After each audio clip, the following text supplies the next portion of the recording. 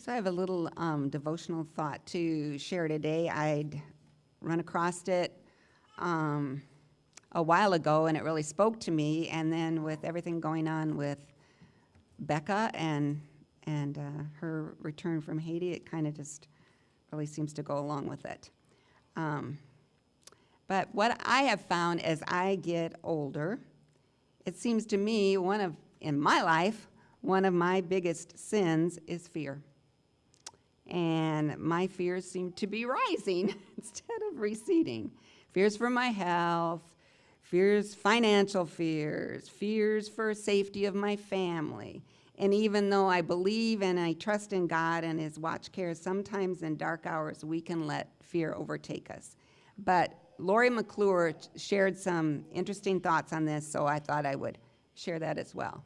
We have like a button. I don't know what that is, but anyway. If she said if the gospel is what we say it is, then it can be summed up in 3 words. And those 3 words are, it is finished. That's it. That's all. Show is over. No more shame. No more doubt. No more guilt. The gospel is this astonishing storyline where we were once people who had cause to be filled with fear, doubt, anxiety, and death. We were swimming in it, and it was brutal. And then this man comes along, and his name is Jesus. He walks differently.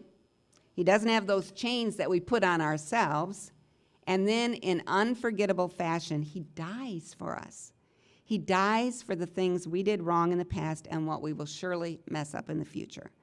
And what's really supposed to happen when you put your trust in Jesus is you're supposed to live in the context of a different story. You're supposed to move out of the apartment, here we are with the dwelling again, where fear and doubt are your anxious landlords, and you're supposed to figure out how to live in this new place where joy and peace are your roommates. So we're supposed to let the fear and the doubt and the shame go. We're supposed to walk in a new way. We're supposed to be thankful for this gift God gave us, this exchange. I say supposed to, and this is Lori's words, because I think some of us could do a much better job focusing on that storyline. I know a lot of people who believe in the story of Jesus, but have more fear than people who don't believe in anything at all. And so sometimes I put myself in that category. So I have some words I want to show you, and let's see how many of, probably maybe the older too, but the younger ones can recognize where these words are from. It's funny how some distance makes everything seem small, and the fears that once controlled me can't get to me at all, and one thought crystallizes like an icy blast. I'm never going back. The past is in the past. You all know it. You can say it. She said it. Okay. I thought about trying to put the music up there, but that would have given it away. And for you older ones that don't know, Pastor Viv's looking puzzled. I'll have to play it for him.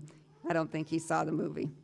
But in the original script of the movie Frozen, Elsa, the main character, was meant to be a villain. They say her character originally looked edgy, kind of like Amy Winehouse. And again, he's probably puzzled too, but some of you know who she was. 2 songwriters for the film, Kristen Anderson Lopez and Robert Lopez, were spinning their wheels day after day.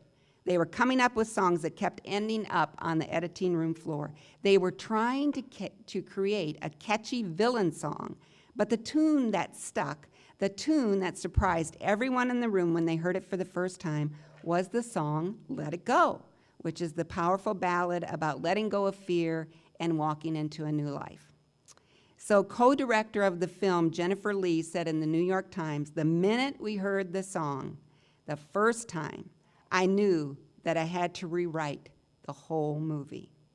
A song that was only meant to be a side thought on the soundtrack ended up informing and re-scripting the whole plot so Elsa could become this troubled character who was redeemed by the love of her sister.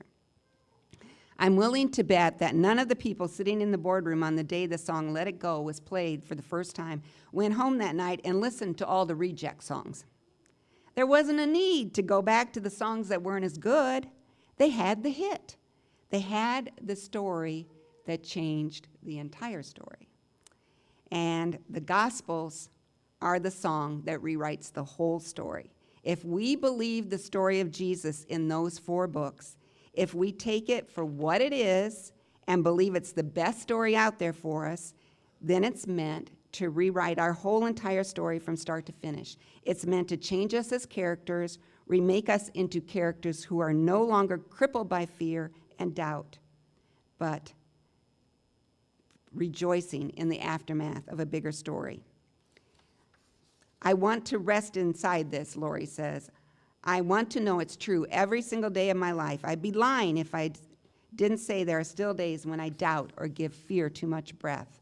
But there's a simple prayer for that, one that was prayed by a father of a suffering boy that I borrow from. And this is, and I didn't ever really zero in on this. This is in Mark 9:24, and the verse says, immediately the boy's father cried out and began saying, I do believe, help my unbelief.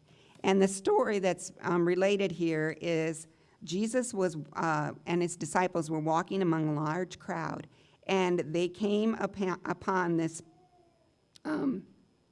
child that had been seized with demons or spirits, where he would just throw himself down on the ground and foam at the mouth, grit his teeth, stiffen out. It says all that right in the scripture, verse 18. And so the father had said, teacher, I brought you my son possessed with a spirit which makes him this way. He said, can you do something about it? Well, Jesus, they brought the boy to him, and then he asked the father, he said, well, how long has this been happening to him?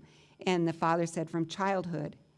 And then Jesus said to him, and then the father said, if you can do anything, take pity on us and help us. And Jesus said to him, if you can, all things are possible to him who believes.